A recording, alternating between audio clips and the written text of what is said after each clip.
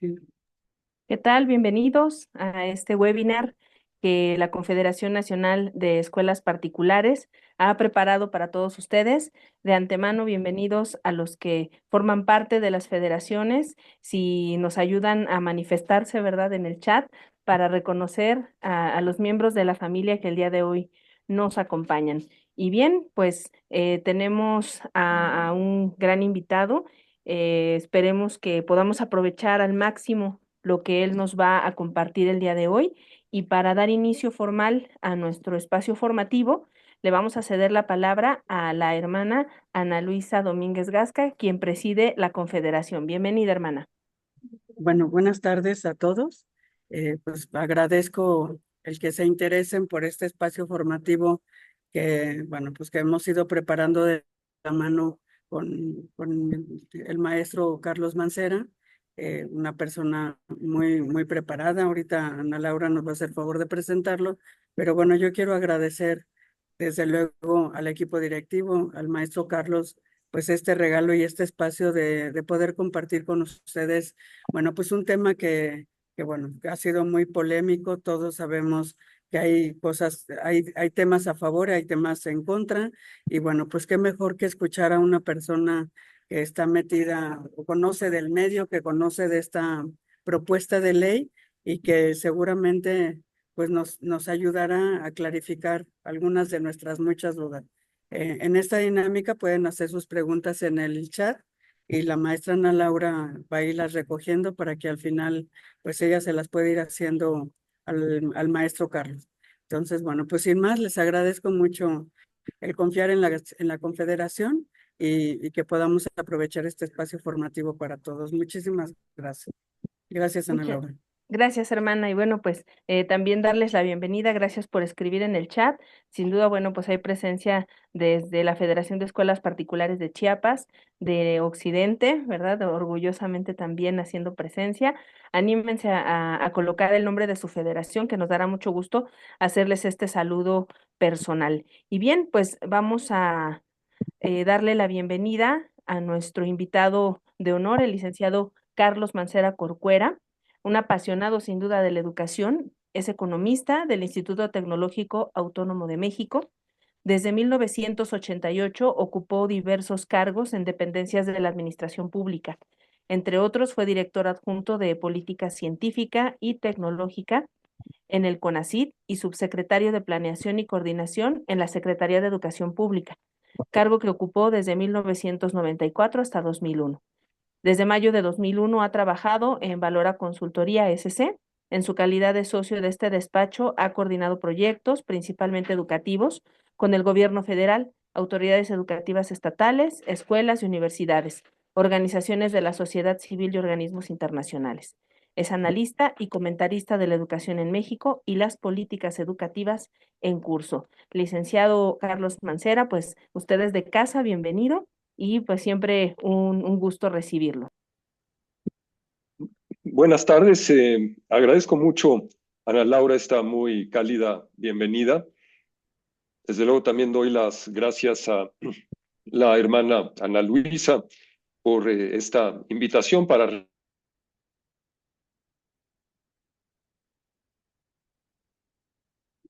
reunirme otra vez con ustedes y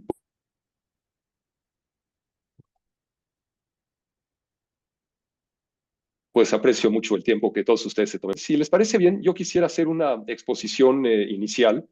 Me tomaría unos 30 minutos, estimo más o menos.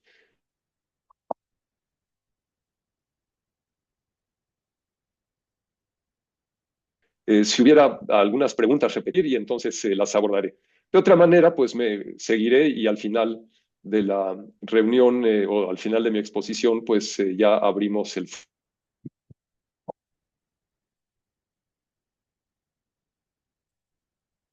foro.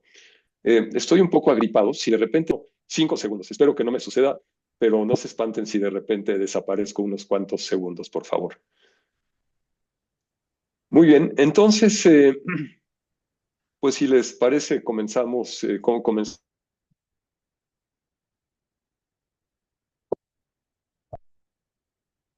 comenzaré la exposición, qué impactos o qué consecuencias, efectos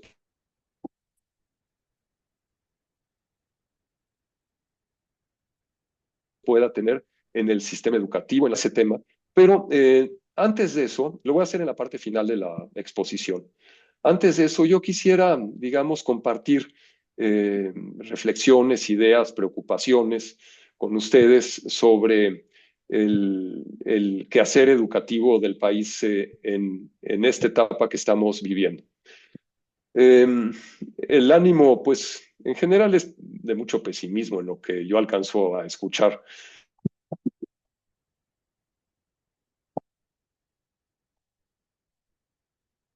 Y por eso me atreví a, fueron convocados ustedes a la reunión, en vez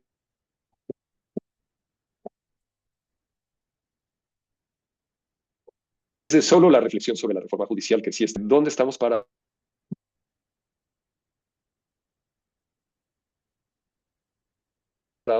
Y algunas ideas de cómo florecer, permitir es que la educación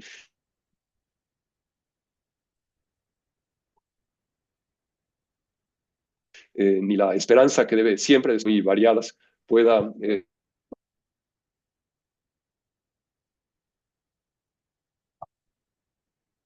ser adverso. De, de, de proveedor de Internet, a veces suceden esas cosas.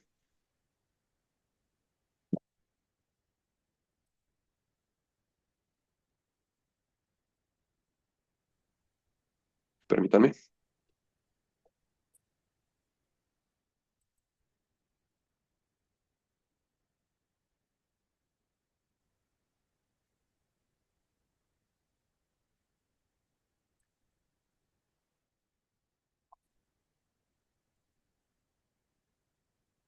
Espero que con este otro proveedor de Internet las cosas funcionen mejor. Listo. Adelante, por favor, Ana Laura. Bueno, pues decía yo que la educación siempre debe ser terreno de esperanza. Es parte de la esencia del ser humano, el que nos cultivemos, el que tratemos de ser mejores personas. Y por eso no importa cuán adversas puedan ser, cuán adverso pueda ser el entorno, siempre hay que trabajar con optimismo, hay que ser asiduos, dedicados y anclados en la realidad. No hay que perder, por supuesto, en ningún momento ese sentido de la objetividad. Adelante. La exposición que voy a hacer tratará sobre la educación básica. Quizás de refilón de repente podamos abordar algo de la educación media superior, pero será sobre todo educación básica. ¿Qué produce ese entorno adverso?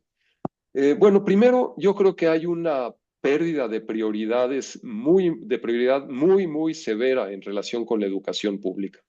Por más que el discurso diga que la educación es prioridad, que se va a atender a todos los grupos de la población, la realidad es que, como veremos, hay datos duros de disminución del gasto educativo que indican o que reflejan una pérdida importante de la jerarquía que la educación ocupa en las prioridades del gobierno. Esto ha tenido expresiones o ha conducido a problemas diversos junto con la pandemia y otros errores, yo creo, en la política educativa que han conducido a la caída de la cobertura, a la pérdida de aprendizajes básicos. La NEM, la nueva escuela mexicana, tiene virtudes, algunas virtudes conceptuales, pero como se ha concretado, pues resulta realmente en un edefesio ideologizado muy mal implementado. Y en todo esto, pues la desigualdad se ha visto agravada. Y el telón de fondo de todo esto es la destructiva reforma judicial. O sea, realmente estamos navegando aguas turbulentas. Adelante. Este cuadro muestra, con datos del gobierno, la evolución del gasto real en educación, es decir, el gasto o del gasto público, incluido el gasto en educación, o sea, ya descontada la inflación. Y vemos que en total el gasto programable del gobierno federal entre 2017 y 2017 y 2023 creció 8.9%. Se estima que habrá crecido 8.9%. El gasto en desarrollo social, ahí están las transferencias, los programas sociales, 21%. Y la educación en ese periodo de 6 años tuvo una caída de 6.1% real. Es una magnitud realmente mayor. No se ha siquiera conservado o podido proteger el gasto educativo que había en 2017. En esas condiciones es muy, muy difícil, yo diría que casi imposible, conducir bien el esfuerzo educativo, la responsabilidad que tiene el gobierno ante la educación pública y en todo lo que esto influye en los particulares también. Adelante. Hay datos como estos que pues dejan ver las carencias tan serias que prevalecen. Por ejemplo, en educación básica y media superior, solo la mitad de las escuelas tienen conexión a Internet. Imagínense lo que eso significa en esta era del conocimiento, con lo indispensable que es tener acceso a las tecnologías para cosas básicas, administrativas y para otras mucho más complejas. Agua potable, un satisfactor básico para que una escuela sea digna, para que pueda proveer un entorno saludable a los alumnos. El 25% de las escuelas carece de agua potable. Es decir, hay rezagos muy grandes al tiempo que el gasto educativo público en educación ha venido disminuyendo. Adelante. Seguimos arrastrando, y yo creo que seguiremos arrastrando por un buen tiempo, el cierre de las escuelas durante la pandemia. México fue el país de la OCDE, y aún fuera de la OCDE, en que más días permanecieron las escuelas cerradas. Entre enero de 2020 y mayo de 2021, estuvieron las escuelas cerradas, según estos datos, más de 250 días.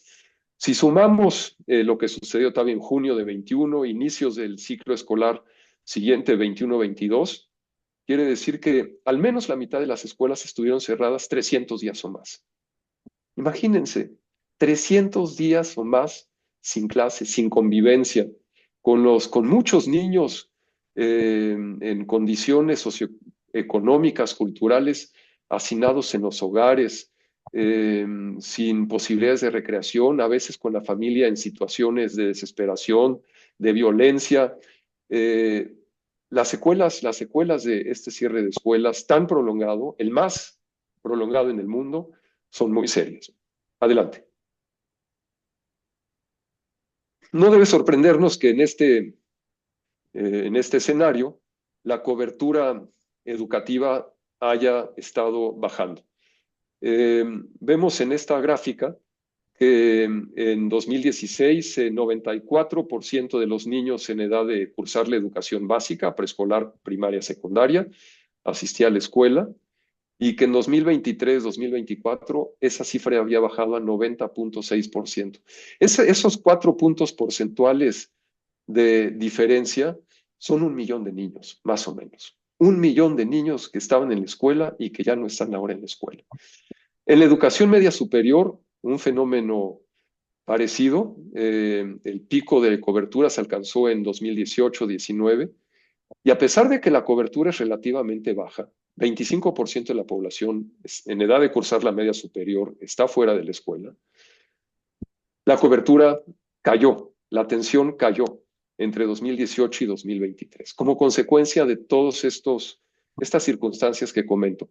La falta de prioridad en el gasto educativo, en consecuencia de la falta de atención educativa, el número de días que las escuelas estuvieron cerradas, el efecto que ello tuvo en la condición socioemocional de los jóvenes, de las familias, la pérdida de aprendizajes que conducen al abandono o a una situación de abandono permanente de la escuela. En educación superior, pues apenas creció la cobertura, pero mínimamente en relación con la trayectoria que se había observado en años anteriores. Adelante. En la calidad, pues calidad entendida como los aprendizajes en las 3 disciplinas básicas, lectura, matemáticas y ciencias, según los resultados de México en PISA, también sufrió un deterioro severo. Seguramente ustedes han estudiado esta información. Yo aquí solamente retomo algunos de los datos principales. En el levantamiento de PISA en 2022, los resultados estuvieron al nivel de 20 años atrás o 19 años atrás. Pero ojo, si bien entre 2003 y 2022 los resultados, perdón, y 2018 los resultados apenas habían subido, digamos, matemáticas pasó de 385 a 409, en ese mismo periodo, la cobertura de la población de 15 años que asiste a la escuela aumentó de manera muy, muy importante. En 2000, solo 54.4% de los jóvenes de 15 años asistía a la escuela. En 2018 era 76.2%. Ustedes saben muy bien por su experiencia en las escuelas que cuando se incorporan niños, jóvenes o familias de un nivel sociocultural más bajo, hay que trabajar doble, hay que bregar para que se pongan al nivel de otras familias cuyos padres han tenido el beneficio de la escuela desde una o varias generaciones atrás, y en donde hay más libros y bienes que facilitan la educación. Este crecimiento de 50-76% en la cobertura se produjo sobre todo entre familias de bajos o muy bajos ingresos. El que México haya logrado aumentar, aunque sea ligeramente, los resultados en PISA, al tiempo que atendía a una fracción creciente de esa población vulnerable, es un logro muy significativo, yo creo que encomiable. Pero a diferencia de ello, entre 2018 y 2022, observamos caída en los resultados y caída en la cobertura. Es decir, no hay justificación, es algo que jamás habíamos observado en este país y que deja ver la profundidad del deterioro educativo que ha habido en años recientes. Adelante. Algunos datos más. En matemáticas, 66% de los jóvenes de 15 años que participaron en la prueba y que son representativos de la población de 15 años en la escuela, primero de secundaria, primero de bachillerato, no pueden usar fórmulas básicas, procedimientos o reglas para resolver problemas con números enteros. O sea, digamos, si a un joven de estos se le pone un problema en el que se le diga, multiplica 13 por 2, seguramente multiplica 13 por 2 y dice son 26. Pero si se le dice, hay una tasa que puedes comprar en 13 pesos y el tipo de cambio del dólar y el peso, perdón, que puedes comprar en $13 y el tipo de cambio del peso dólar, hipotéticamente, que fuera 2, ¿cuánto cuesta esa tasa en pesos? No pueden dividir 13 entre 2,5, entre 6, perdón, y no pueden llegar al resultado de 6,5. O sea, no hay posibilidad de aplicar el conocimiento más elemental para resolver problemas cotidianos con números enteros. En América Latina hubo un deterioro importante entre 2018 y 2022 en los resultados de PISA. En matemáticas, México aumentó en 10 puntos porcentuales la proporción de la población que no sabe resolver estos problemas elementales en matemáticas. En Costa Rica, 12, fue el país con peor desempeño, pero en ese país la cobertura creció 10 puntos porcentuales. En todos los demás países, la cobertura creció y la caída en el rendimiento fue más baja que en México, y en algunos casos no hubo caída en el rendimiento, en el desempeño en matemáticas. O sea, no hay dato realmente que permita acreditar que haya habido un despegue, un mejoramiento de la educación en los años recientes. Siguiente. A pesar de estos problemas, pues se puso en práctica la nueva escuela mexicana. Saliendo de la pandemia había un diagnóstico bastante claro de lo que había que hacer: atender en primer lugar los problemas socioemocionales de los alumnos, sus familias, los maestros, y recuperar los aprendizajes básicos. Eso quedó borrado en cuestión de días o semanas para poner toda la energía en la NEM, en la nueva escuela mexicana. Ustedes la han vivido, ustedes saben de qué se trata. Es una filosofía ajena en buena medida a la educación en México, y con esto no quiere decir que haya que conservar exactamente todo como siempre ha sido, pero tampoco puede pensarse que algo importado, que no tiene arraigo, cuyo vocabulario no forma parte de nuestros códigos de pensamiento ni de comunicación, pueda imponerse de un año escolar al otro, como sucedió. Estas epistemologías del sur y la pedagogía crítica pueden tener ciertas virtudes, yo no lo dudo, pero también tienen fallas muy, muy serias. El desdén por las matemáticas, la lectoescritura y las ciencias. El inglés queda borrado. Ustedes han visto seguramente los libros de texto gratuitos en inglés, los libros de lecturas en donde están supuestamente los contenidos en inglés. No existe ya la enseñanza del inglés. Este último fin de semana estuve en un pueblo en el estado de Hidalgo y la gente con la que dialogué estaba pues muy preocupada porque ahora tenían que pagar de su bolsillo clases de inglés para sus niños en la primaria en las tardes, cuando que antes recibían eso en su escuela primaria en las mañanas. Esta ideología sectaria de la lucha de clases o la noción de que el aprendizaje se produce a partir de la reivindicación social y de la cobra y de que los alumnos cobren conciencia de clases, eh, eso no es lo que dispone el artículo tercero. El artículo tercero escribe que hay que educar para la concordia, hay que educar en la dignidad, hay que educar en la democracia y el respeto a los demás. Igualmente, estas epistemologías del sur y la pedagogía crítica ponen un acento muy grande y todavía se agrava más en la interpretación que se hace en la NEM en México, en el comunitarismo radical, en donde cada persona, cada ser humano queda relegado. Realmente, pues desdeñado en buena medida, y me voy a referir un poco más a ese punto después. Esta NEM no cuenta con métodos y objetivos de aprendizaje sistematizados. Es un caos pedagógico, no hay una teoría del aprendizaje. No hay ninguna brújula de cuáles son los aprendizajes indispensables que se espera que los alumnos vayan logrando según avancen en los grados escolares, cuáles son los métodos que pueden ayudar más a los maestros a lograr esos propósitos, salvo los proyectos, pero los proyectos son una colección de proyectos diseñados centralizadamente que pueden no tener nada que ver con la realidad de las escuelas. Y además sumemos estos libros de texto gratuitos de pésima calidad. Realmente es muy lamentable que es el principal instrumento didáctico para la mayor parte de las escuelas. Ciertamente la gran mayoría de las escuelas, de las escuelas públicas no haya merecido el respeto mínimo. Y además, pues esto se ha extendido a la secundaria y al inglés. Adelante. ¿Estos libros sirven o no sirven? Mi opinión es que no son libros de texto y por lo tanto sirven de muy poco. No responden a programas de estudio.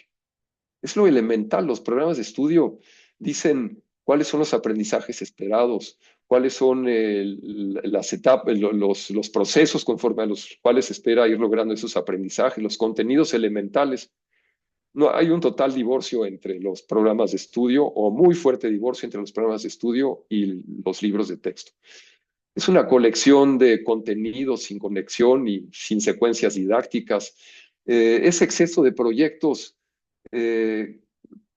se vuelven obligatorios en la práctica porque pues, son los que están en los libros. Entonces, en donde debería haber autonomía para que los maestros condujeran conforme a las realidades de sus escuelas, los procesos educativos, en realidad se les prescriben proyectos en cantidades ingentes, imposibles de cubrir, y entonces pues se mata la iniciativa verdadera para la autonomía escolar y la construcción de proyectos que verdaderamente sirvan al aprendizaje. Por todas estas razones, la interacción alumno-libro se vuelve casi nula. Y pues además hemos visto que el comunitarismo invade todos los proyectos. Esta cuestión de que se les pida a los niños, lee tal cosa y piensa en tal tema, pero siempre teniendo presente a tu comunidad. O sea, el pobre niño no puede pensar en lo que le guste, en lo que le entusiasme, no puede entrar en sí mismo, siempre tiene que estar abrumado por este comunitarismo. Adelante. Em, la dignidad de la persona es un principio atropellado, es de lo que más me preocupa a mí de esta nueva escuela mexicana. En el afán de lograr ese comunitarismo abarcativo, la persona queda relegada a un segundo plano. Los individuos son vistos como potenciales capitalistas, seres humanos egoístas y por lo tanto no hay que permitir su desarrollo como tales. Todos sabemos que el derecho a la educación es parte de la dignidad de cada persona, de aquello que tiene derecho y aquello que debe poder disfrutar por el solo hecho de ser persona. Más allá de que sabemos que la vida en comunidad es indispensable y forma parte del desarrollo integral de cualquier ser humano. Devaluar a las personas en tanto seres humanos únicos es ignorar sus emociones, problemas e ilusiones. ¿Dónde queda el deseo de un niño de ser un astronauta, de ser un ingeniero, de ser un doctor, de ser un artista, de ser una maestra? Lo que ustedes quieran, todo debe estar condicionado por el pensamiento colectivo. Además, ¿cómo resolver, cómo atender la crisis socioemocional y, digamos, la crisis de valores que en buena medida se está viviendo en las familias y en las escuelas, por supuesto también entre los maestros, si no se considera la singularidad de cada ser humano? Los valores son vividos por cada persona en primer lugar. Y si no se considera a la persona en sus emociones, en sus aflicciones, en sus deseos, en todo lo que concierne a un ser humano pleno, pues no hay manera de atacar este fenómeno de la crisis socioemocional con tantas consecuencias que estamos padeciendo. Adelante. Los maestros, pues también han sido, yo creo que, francamente dejados de lado, más allá de los discursos grandilocuentes de que ahora sí son tomados en cuenta. La UNEM tiene grandes pretensiones hacia los maestros, pero no hay, o son muy escasos los apoyos que reciben. Sabemos que hay 90 pesos para capacitación por maestro en el sistema público en este año. Las sesiones de Consejo Técnico Escolar han sido objeto de capacitación y no se puede discutir ahí, por lo menos según las prescripciones oficiales, pues la vida de la escuela, todos sus problemas, quiénes son los alumnos, cómo dialogar con los padres de familia, cómo mejorar, dónde se están detectando lagunas en el aprendizaje, dónde hay cosas sobresalientes. Todo aquello que se debe discutir en los consejos técnicos escolares queda opacado para ver los videos y los textos centralizados que grababa la secretaria de Educación y otras personas dentro de la SEP. Y había que chutarse una sesión tras otra repetitiva del mismo material. Obviamente en esto, pues los maestros tampoco han recibido elementos o no los suficientes, por lo menos, para trabajar la crisis socioemocional de muchas familias y de ellos mismos. A los maestros, además, se les ha trasladado la responsabilidad. ¿Cómo impulsar la inclusión, por ejemplo, en la lógica del comunitarismo? Esos niños que se quedan atrás, que están deprimidos, están en situación de estrés, que tienen déficit de atención, que tienen hiperactividad o que son brillantísimos para ciertos propósitos, pero no tanto para otros. ¿Cómo se les incorpora otra vez en su calidad de seres humanos, en su dignidad como tales, si lo que prevalece es el comunitarismo? Es una fórmula, este comunitarismo radical, de producir exclusión. Y todo aquel que no se ajuste a lo que dice la comunidad, cualquier cosa que eso signifique, queda fuera. No hay lugar a la disidencia, no hay lugar a la singularidad. ¿Cómo se evalúan los aprendizajes básicos? Por eso habrán ustedes escuchado tanta discusión y tanto enojo de algunos defensores de la NEM, de los ultras, que dicen, no, es que eso de evaluar es neoliberal. Pues sí, es que si se evalúa si un niño sabe leer, si un niño sabe escribir o si un niño sabe las operaciones básicas y resulta que no puede resolverlo o lo hace deficientemente, pues mejor no hay que someterlos a ese tipo de evaluaciones, como si fueran un capricho o una moda neoliberal o de cualquier tendencia de pensamiento. Todos sabemos que esas son las indicaciones y las herramientas fundamentales para el aprendizaje. Adelante. Bueno, pues la consecuencia de todo esto es que estamos viendo y veremos más una desigualdad agravada, donde hay mejores condiciones para que las familias, las escuelas, los niños se protejan de lo que acabo de describir. Los efectos serán menores o no tan serios, y yo inclusive creo que hay muchas escuelas que pueden seguir desarrollándose bien. Pero pues en la mayoría de las escuelas y sobre todo las de bajos recursos dejaremos a niñas y niños adoctrinados, pero en total desventaja en un mundo lleno de dilemas éticos, los que enfrentan hoy las personas más que nunca, e impulsado por la innovación y la tecnología. Adelante. Ahora, este panorama negro, ya por ahí alguien puso en el chat que el panorama está feísimo, pues yo creo que hay que ponerle una dosis de optimismo y hacerse esta pregunta: ¿cómo florecer en esta adversidad? Adelante. Yo creo que la NEM, vista con una lente positiva, también puede tener virtudes. Digamos, este propósito de dar mayor autonomía a cada maestro se me hace loable, se me hace necesario inclusive. No quiere decir que antes no hayan tenido los maestros flexibilidad, yo creo que eso dependía mucho de la escuela y de cada maestro, pero el que, digamos, hay un propósito de llevar a los maestros a reflexionar más sobre su enseñanza y cómo acercarse más a sus alumnos para una formación integral es una virtud. También creo que una educación activa, interactiva, en que los proyectos se usen bien, no la prescripción de 60 proyectos al año en los libros de texto, proyectos que pueden no tener nada que ver con la realidad de los niños, puede ser una ventaja. Es muy potente esa educación activa, pero es muy difícil de hacer y muy difícil de lograr, y exige de preparación de los maestros y apoyo a los maestros para lograrlo. También creo que es una virtud el énfasis en lo local, y eso puede ayudar a una educación contextualizada. Yo tengo la esperanza, el verde, el color de la esperanza, de que con la llegada del nuevo gobierno haya una corrección paulatina en la concreción de la NEM.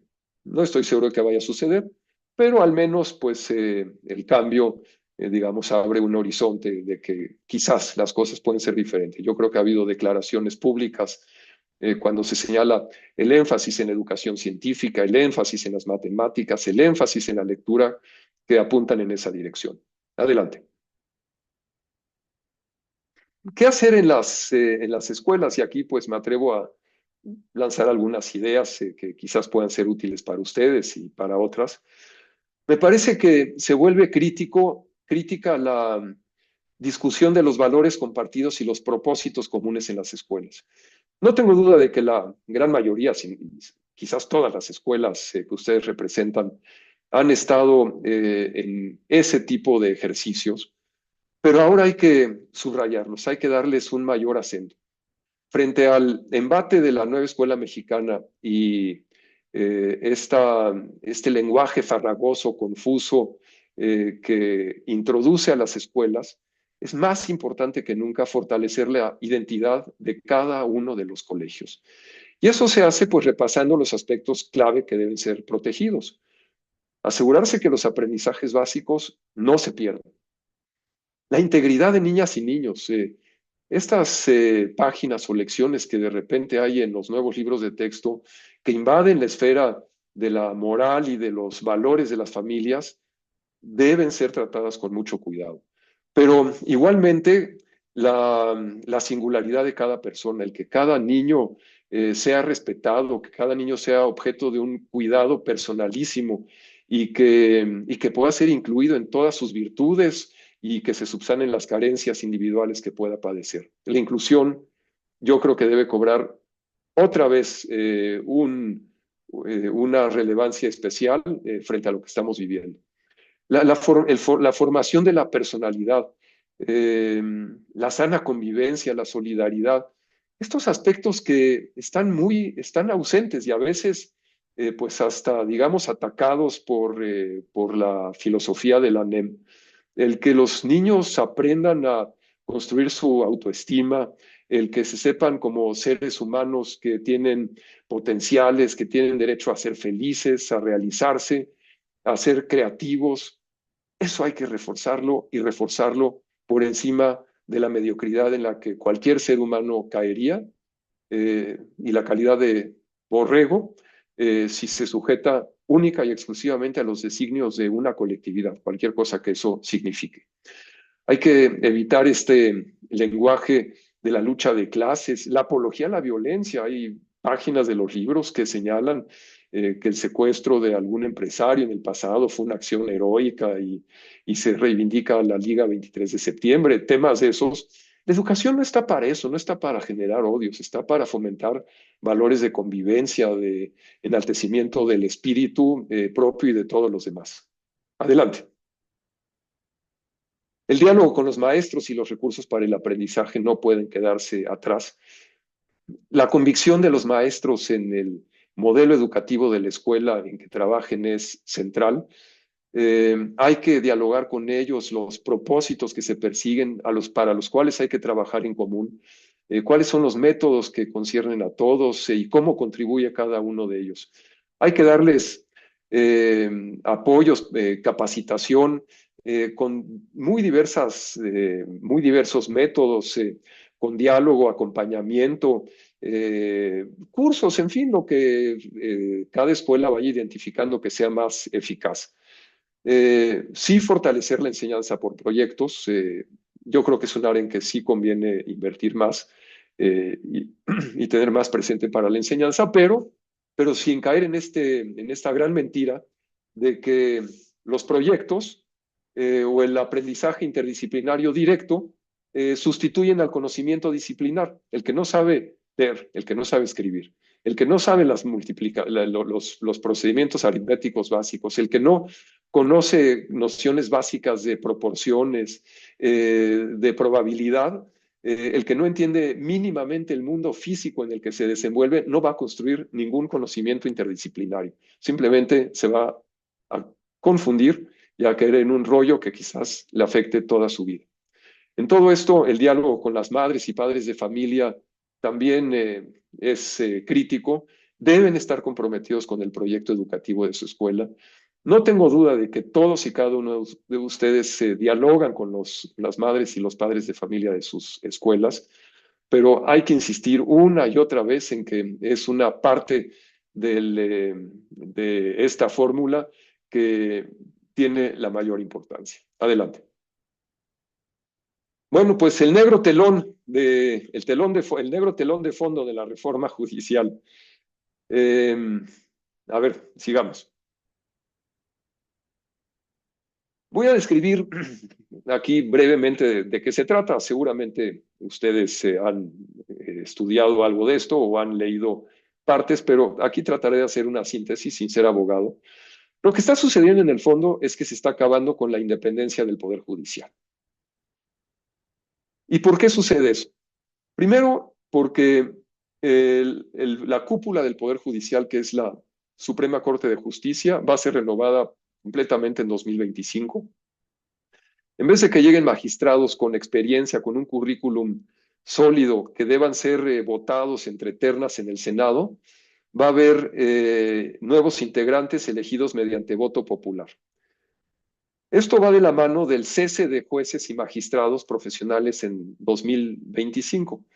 La tómbola tan realmente horrorosa y digna que presenciamos el sábado pasado, en que los nombres, la carrera, la dignidad de los jueces estaba puesta en una bolita con un número que rodaba ahí por el piso y tenían que volver a meter a la tómbola, realmente da idea de la atrocidad que esto significa. 800 jueces y magistrados han sido cesados y terminarán su función el año próximo y serán reemplazados por los que resulten del voto popular. Los otros 800 van a salir en 2027. Estos nuevos jueces y magistrados, lo mismo que los ministros de la Corte, serán elegidos mediante voto popular. Suena muy atractivo decir, bueno, pues que la gente escoja a los jueces. Finalmente, pues los problemas de la gente los deben entender jueces que salgan o emanen del pueblo. Eso no es cierto. La carrera judicial es una carrera muy, muy delicada, muy difícil. Cada decisión judicial afecta a personas, a grupos, a organizaciones de todo tipo, las condiciones de vida, el patrimonio de las personas, a veces su condición de libertad o de reclusión. Eh, Aquí no es cosa de votar cuál es el mejor médico para practicar una cirugía. No, el mejor médico es el que tiene las mejores calificaciones y el que va formándose hasta que recibe el nombramiento de médico, obtiene una plaza de médico y logra, mediante la experiencia, acreditar que es el mejor cirujano para practicar una cirugía. Aquí es exactamente lo mismo. Los candidatos serán propuestos por el legislativo y el judicial, 2 por cada poder. O sea, habrá 6 candidatos para cada uno de los 800 jueces que se han renovado el año próximo, y otra vez 6 candidatos para cada uno de los 800 en 2027. La exigencia de requisitos técnicos y profesionales es mínima, haber sacado 8 en la carrera y se acabó. El legislativo, el ejecutivo y el judicial conformarán comités para proponer a sus 2 candidatos cada uno. Pues imagínense a quiénes van a proponer. Van a ser gentes afines. No van a ser las personas mejor preparadas, son afines, aquellos que en la función judicial respondan mejor a quienes los ha propuesto. O sea, al partido político o a la coalición política en el poder. Obviamente el gobierno, de manera indirecta, estará atrás de esos candidatos y después los apoyará. El INE organizará las elecciones. No quiero imaginarme la dificultad de estas elecciones, con 6 candidatos para cada uno de los 800 cargos que serán ocupados. Otra cosa muy seria es la creación de este Tribunal de Disciplina Judicial. Algunos lo han llamado, y yo retomo el término, el Tribunal de la Inquisición, con 5 integrantes también elegidos por voto popular. Ese Tribunal de la Inquisición va a tener la capacidad de juzgar o determinar si un juez ha actuado correctamente o no. Y el criterio, o uno de los criterios fundamentales para guiar esas decisiones será si el juez obró en interés del pueblo o no. ¿Qué es eso del interés del pueblo? El interés del pueblo son las leyes, y las leyes especifican aquello a lo que cada quien tiene derecho y cuáles son las obligaciones de cada persona. Pero en abstracto, el interés del pueblo da lugar para que cualquier juez que dicte una sentencia que no sea del agrado del gobierno, ese tribunal de la Inquisición lo señale a ese juez como quien ha obrado o decidido en contra del interés del pueblo y en consecuencia sea cesado fulminantemente. Otra cosa importante es que los amparos solo tendrán efectos para los quejosos, sin efectos generales.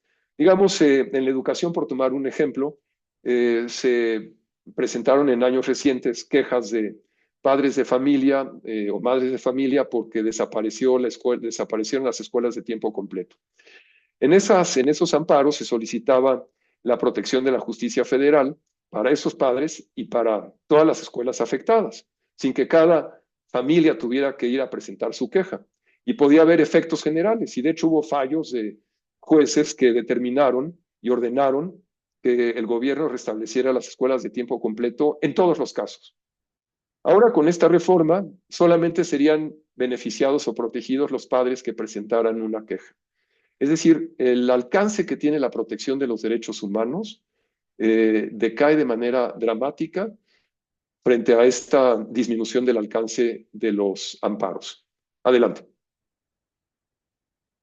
Algunos posibles impactos de la reforma judicial en la educación. Desde luego se va a ver disminuida la capacidad para hacer valer el derecho a la educación, Ya daba yo el ejemplo de las escuelas de tiempo completo. Pensemos en el otro ejemplo reciente del año pasado de los amparos de la Unión Nacional de Padres de Familia en contra de los libros de texto gratuitos. ¿Qué juez se va a atrever a emitir un fallo en contra de los libros, por malos o pésimos o deleznables que sean? Eso no lo va a intentar ninguno, porque se le sabe que tiene encima la espada de Damocles del Tribunal de la Inquisición. Y además, aun si fallara para proteger a 1, 2, 3 o 5 padres de familia quejosos, esas medidas cautelares o los amparos solo tendrían beneficio para esos quejosos y no tendrían efectos generales. Igualmente, va a disminuir la protección de las escuelas particulares frente a abusos de las autoridades por las mismas razones. Una clausura por cualquier razón, por arbitraria que sea, va a ser más difícil de combatir en tribunales que cuando los jueces eran profesionales e independientes. Adelante. ¿Podría implementarse esta reforma judicial? Actualmente hay una discusión en la propia Suprema Corte para revisar normas, si es válido o no revisar normas constitucionales. La Suprema Corte es un poder constituido para proteger la Constitución y lo que se ha hecho, esta reforma, al destruir uno de los poderes o a someterlo a los otros, al Poder Ejecutivo, en opinión de algunos juristas, es violatorio de la Constitución. Y en consecuencia, el poder constituido para proteger la Constitución, que es la Suprema Corte, podría opinar. En eso hay opiniones diferenciadas y pues ciertamente los críticos señalan que lo que se ha hecho es excesivo porque se altera la esencia misma de la Constitución, el equilibrio de poderes. No habría el control constitucional para proteger los derechos de los ciudadanos. Es increíble, pero el Morena y la coalición gobernante tuvieron solo 54% de los votos en la pasada elección de diputados. Solo 54%. Y con eso, mediante artificios, el 1, el 2, el 3, han logrado construir una mayoría que no refleja esa votación y que está alterando la esencia de nuestra Constitución. Hay un enorme enojo dentro del Poder Judicial. Los hemos visto marchando, quejándose.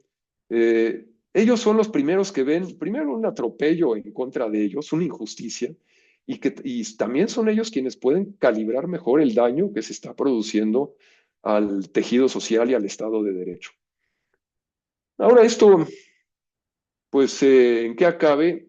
Pues el hecho es que hasta ahora la reforma avanza y va arrullando a todas las voces opositoras. Ahora sí, como dicen los niños, voy derecho, no me quito, si me pegas me desquito. Va y arróllame. Pero bueno, pues no necesariamente está todo escrito. Ojalá que haya alguna rectificación y que este escenario pueda ser mejorado. Adelante. Pues con eso acabo y pues nada más con este deseo y que nos debe unir y preocupar de que la educación florezca. Muchas gracias. Y ahora sí, lo que quieran comentarme, preguntarme, me dará mucho gusto escucharlas. Gracias al licenciado Carlos Mancera, sin duda siempre nos ilumina. Había algunos comentarios, no hay preguntas aún explícitas. Si se sienten en esta confianza de poner en el chat de esta sala para que podamos hacer llegar sus voces. Y bueno, en general me parece que siempre es muy claro el partir de un análisis de la realidad. Los datos nos permiten entender, inclusive por eso Marianita nos ponía en el mensaje, ¿verdad? Es importante conocer la realidad a la que nos enfrentamos, si bien la mayoría de nosotros y los proyectos que estamos llevando avantes, pues son de inversión privada, pero sí es importante conocer cómo es que toda esta dinámica está influyendo en nuestra niñez y juventud, ¿no? Como dicen las infancias, y que sin duda aún seguimos arrastrando todos estos efectos de rezago y de brecha educativa a partir de esta pandemia que en realidad tuvo efectos devastadores como las cifras que nos mencionaba el licenciado. Si bien no sé si nos tuvieran alguna pregunta, gracias por las recomendaciones que nos hacen para próximos webinars, que tengan por seguro que así lo retomaremos. Y bueno, pues sin duda el que tengamos presencia de muchas realidades del estado de Colima, de León, de Jalisco, de Sonora, ¿no? Con todo lo que hemos ido viviendo, y me parece interesante el que nos ayude a vincular qué impacto tendría una reforma judicial que a lo mejor la vemos lejana en nuestra vida cotidiana en la escuela, pero también es importante el reconocer. Son de pronto orientaciones que también nos permiten conocer mejor cómo es que se va dando y bueno, como esta cultura ciudadana, ¿verdad? Bueno, en este caso nos son agradecimientos, licenciado. Parece que ha quedado sumamente claro lo que nos ha puesto en la mesa. Aquí, bueno, ya una felicitación desde Veracruz. Gracias, Juana González, por tu mensaje. Y bueno, pues si no hubiera algún comentario, digo, también se pueden sentir en la libertad de tomar la palabra. Sabemos que es para construir, ¿verdad? No para generar a lo mejor un debate que nos encanta escuchar, por eso las voces son importantes, pero sin duda tenemos a un experto, ustedes lo han visto, es quien ha también sido parte de la construcción de políticas educativas y nos clarifica bastante. Bien, pues parece que queda todo muy claro. Muchísimas gracias a nuestro invitado, que insisto, ya es de casa, siempre nos clarifica y nos orienta cuando se trata de este tema de políticas, ¿verdad? Y bueno, pues a nombre de la Confederación Nacional de Escuelas Particulares, otorgamos el presente reconocimiento al licenciado Carlos Mancera Corcuera por haber impartido el webinar Recuperar la Esperanza, reflexión sobre la reforma judicial en la Ciudad de México a 16 de octubre del 2024, y firma nuestra presidenta, la hermana Ana Luisa Domínguez Gasca. Pues muchísimas gracias, estimado licenciado Carlos Corcuera. Y bueno, pues a recordar que nos pueden seguir en nuestras redes sociales. Quien le interese volver a escuchar esta charla con la presentación que amablemente nos ha preparado el licenciado Carlos, pues estará en nuestro canal de YouTube. Pueden seguirnos en CENEP MX y bueno, pues siempre sumando y continuando con este análisis. ¿Algo más que quisiera agregar, licenciado? Pues solo darles las gracias por haber estado presentes, por escucharme. Ojalá que les haya sido de utilidad esta exposición y pues aprecio mucho a Ana Laura el esfuerzo para preparar esta reunión y desde luego a la hermana Ana Luisa por presidirla y por su tarea siempre dedicada y sólida al frente de la Confederación.